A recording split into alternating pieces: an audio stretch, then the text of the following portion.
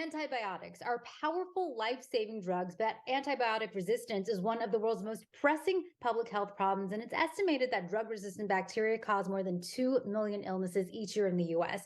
And that's why Eisenhower Health has prioritized reducing inappropriate antibiotic use by conducting research to mitigate overuse and, of course, misuse. Here to talk more about that is Eisenhower's epidemiologist, Dr. Patricia Cummings. First off, I have to say, congratulations on being a 40 under 40. We saw you in Spring's Life. It's so great to have you here with us today, Dr. Cummings.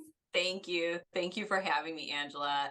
This week is U.S. Antibiotics Awareness Week, which is focused on bringing attention to the importance of appropriate antibiotic use. Proper use includes taking the right drug for the right bug and taking it exactly as your doctor prescribes. Even if you're feeling better, continue taking the antibiotics as prescribed. Well, first, let's define antibiotic resistance. What exactly does that mean?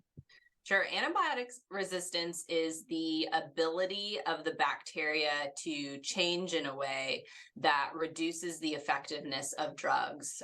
Although some people think a person becomes resistant to specific drugs, it is the bacteria, not the person, that become resistant. And it can happen after being exposed to antibiotics. Sometimes, one of the bacteria can survive, and because it found a way to resist the antibiotic, and that can cause additional harm to the individual.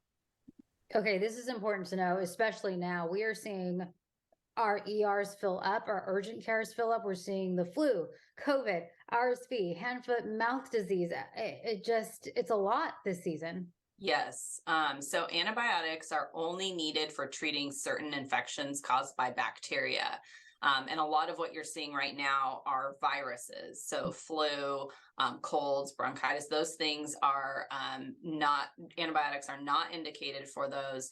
And antibiotics are critical tools for treating life-threatening conditions such as pneumonia and sepsis, which is the body's extreme response to an infection.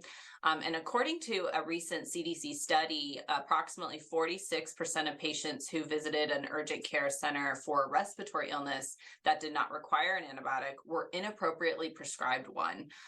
So antibiotics do not work against viruses such as COVID-19, those that cause colds, flus. Even if the mucus is thick, yellow, or green, it's not indicated. And taking antibiotics is not without risk. Common side effects include rash, diarrhea, and other severe symptoms. Okay, and we are, of course, talking about all of this the day before Thanksgiving. This is very relevant to Thanksgiving as well. Tell us why. Well, wash your hands often, obviously, 15 to 20 seconds, and use hand sanitizer. Cook those turkeys to 165 degrees Fahrenheit or above. There is antibiotic-resistant salmonella, so make sure you're following all the food safety guidelines. Stay home when you're sick and wear a mask if you're high risk around others. And now is the time to get that flu shot if you haven't already. That will really help to mitigate your risk of being hospitalized with flu.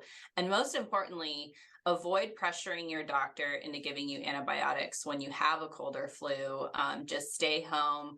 And antibiotics, only work against bacteria, not viruses.